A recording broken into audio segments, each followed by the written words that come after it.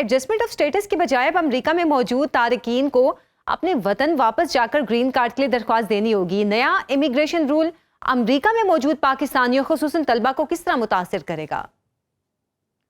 ये तो एक्चुअली जी बहुत बड़ा एक सेटबैक मिला है सबके लिए ही, जितने पाकिस्तानीज हैं या जितने भी बाकी कंट्रीज के लोग हैं उनके लिए ये एक बहुत बड़ा सेटबैक है इन अ वे कि जो स्टूडेंट वहां पे थे, जो E2 वीजा पे थे, जो बिजनेस कर रहे थे या H1B वीजा के ऊपर थे, पहले वो एडजस्टमेंट ऑफ स्टेटस अप्लाई कर लेते थे वहीं पे रहते हुए।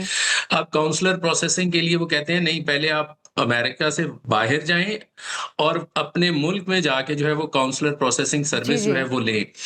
इसका इसका इम्पैक्ट ये होगा कि जब वो बंदा पाकिस्तान वापस आता है, लेट्स सपोज एप्लीकेंट जो है पाकिस्तान से, फिर वो काउंसलर प्रोसेसिंग करेगा। अगर वो एडमिनिस्ट्रेटिव जो प्रोसेस है उसमें चला गया तो that may take 6 months, that may take 1 year और may be more than that. तो उस बंदे की बेचारे की जो जॉब पीछे लगी हुई है वो तो चली जाएगी।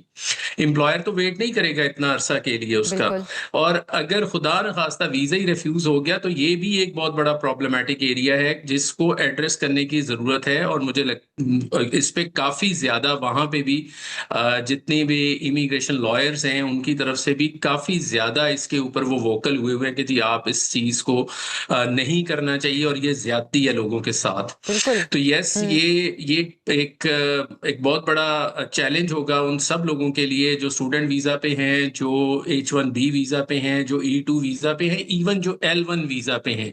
वो लोग जिन्होंने अमेरिका के अंदर अपने बिजनेसेस जो है वो स्टैब्लिश किए हुए हैं, उन सबको भी अब वो कह रहे हैं कि आप पहले वापस बाहर जाएं। या इवन जो विजिट वीजा के ऊपर हैं और समहाउ उनकी फैमिली वीजा जो है वो प्रोसेस में थे और काउंसलर प्रोसेसिंग जो है वो अच्छा। उनकी वहीं पर हो जानी थी एडजस्टमेंट ऑफ स्टेटस के थ्रू। तो अब उन सबको वापस आना पड़ेगा। आई होप कोई तो सेंस इस प्रिवेल सिलसिले में करेगी रिजवान साहब, जिन और लोगों को उनसे अभी शायद। रिसेंटली ग्रीन कार्ड मिला है उनको तो इस्तेस्ना होगा इससे, उनके लिए तो कोई प्रॉब्लम नहीं होगी।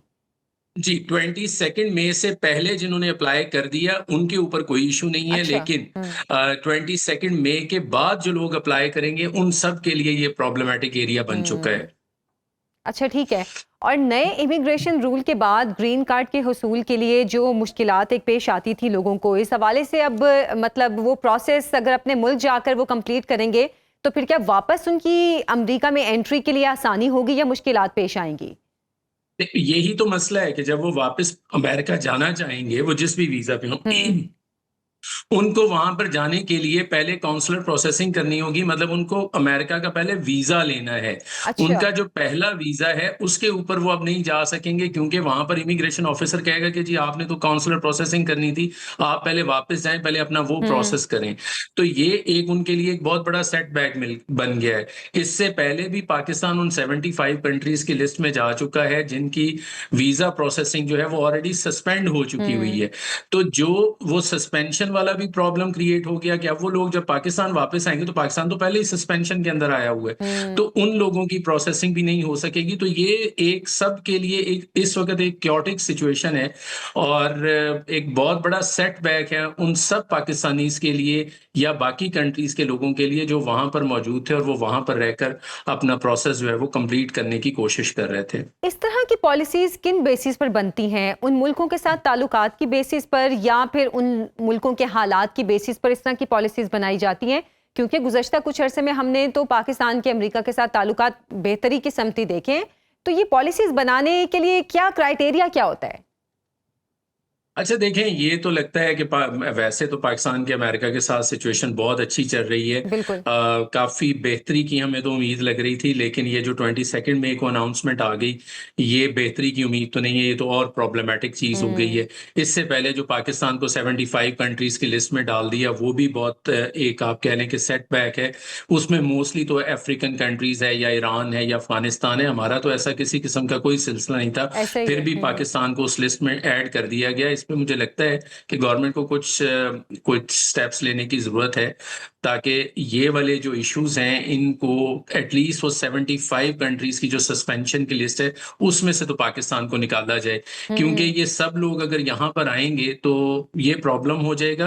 ये बिल्कुल। कंट्रीज बेसिकली तो उन्होंने जो ऐड किए थे वो ऐड किए थे कि जिन कंट्रीज से उनको कोई डर है कि उनके सिक्योरिटी इश्यूज हो सकते हैं, वो अफगानिस्तान है, वो सूडान है, वो ईरान है। लेकिन वो कंट्रीज जो हैं उन पाकिस्तान तो उस तरह के कंट्रीज की लिस्ट में कभी भी नहीं था, लेकिन अब पाकिस्तान को उन कंट्रीज में ऐड कर दिया गया है, विच इज सरप्राइजिंग।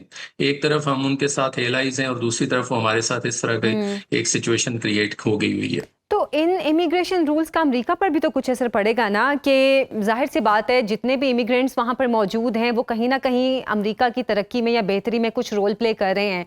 अगर अमेरिका इस तरह सभी लोगों को निकाल देगा तो फिर कुछ ना कुछ तो वहाँ की इकोनॉमी या बाकी मामलात पर तो फर्क पड़ेगा। वो तो डेफिनेटली देखें, बिजनेस की कॉस्ट ऑफ डूइंग बिजनेस जो है वो तो इंक्रीज हो जाएगा अगर ये सब लोग जो है वो निकाल दिए जाएंगे। इवन जो वहाँ पे इमिग्रेंट्स हैं, जो इलीगल इमिग्रेंट्स हैं, उनको भी निकालने के लिए बहुत ज्यादा एफर्ट की जा रही है, तो कॉस्ट ऑफ डूइंग बिजनेस जो है वो इंक्रीज होता चला जाएगा, क्योंकि इन दी एंड उन्हें जो लेबर फोर्स चाहिए वो तो इन्हीं कंट्रीज से जाती है।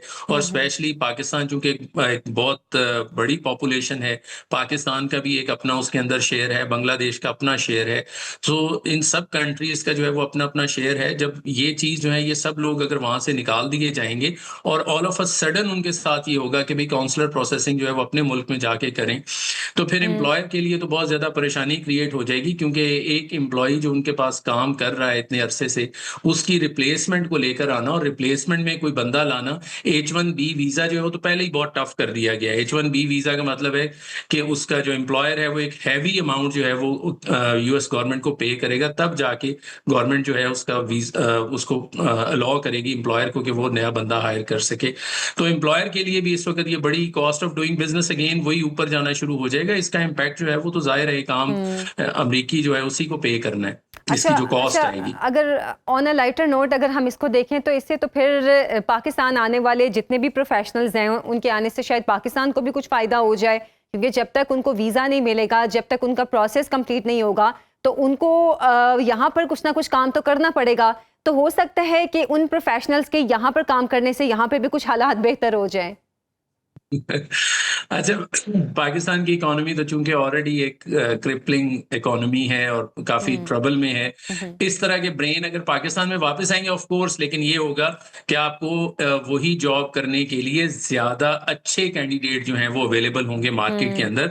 बट हमारी यूथ पॉपुलेशन जो है वो पहले ही ऑलमोस्ट 60% है और बहुत क्वालिफाइड लोग जो हैं वो हमारे पास आते हैं बाहर जाने के लिए, स्पेशली अमेरिका जाने के लिए। तो चूंकि EB2 इनका बड़ा पॉपुलर प्रोग्राम अमेरिका का, उसमें तो सारे PhDs आते हैं हमारे पास जिन्होंने बाहर जाना होता है। अच्छा, अमेरिका के बारे में वैसे मशहूर है कि लैंड ऑफ अपॉर्चुनिटी है या टैलेंट हंटर है। पूरी दुनिया से जो ज़हीन लोग हैं या फिर जो अच्छी सलाहियतों के लोग हैं वो अमेरिका जाना चाहते हैं और अमेरिका उनको मौका भी देता है। क्या नया कानून गैर मुल्की तलबा की अमेरिका की जो आला यूनिवर्सिटीज़ हैं और जो तहकीक के जदीद इदारे हैं वहाँ पर दाखिलों पर भी असरअंदाज हो सकता है? ये चीज जो है ये तो फिर इम्पैक्ट करेगी। जाहिर है अगर एक एप्लीकेंट को ये पता है कि उसका लॉन्ग टर्म फ्यूचर वहां पर नहीं है, तो फिर यूनिवर्सिटीज में एडमिशंस और बाकी चीजों के ऊपर जो है थोड़ा सा जिन कंट्रीज के ऊपर ये प्रॉब्लम है कि जी वहां पर अभी ऑस्ट्रेलिया की अगर हम बात करें तो उन्होंने सारे ऑन शोर लोगों को जो है वो परमानेंट करने के लिए पाथवेज ओपन किए हैं। रीजन क्योंकि यूनिवर्सिटीज के अंदर इनटेक कम हो गया था। इसी तरह से अमेरिका के अंदर भी इसकी रिपरकशंस तो आएंगी। रिपरकशंस क्या आएंगी कि जो स्टूडेंट्स हैं जाहिर है अगर उनको ये नजर आएगा कि भाई लॉन्ग टर्म में हमारा वहां पे पाथवे नहीं कोई बन सकेगा परमानेंट सेटलमेंट का, तो जो एक ओवरवेलमिंग मेजॉरिटी ऑफ स्टूडेंट्स होती है जो वहां पे सेटल होने के लिए जाना चाहते हैं लेकिन राउट वो स्टडी वीजा का लेते हैं, तो ऐसे सारे स्टूडेंट्स जो होंगे वो तो फिर कोई और डेस्टिनेशन जो है वो सर्च करेंगे।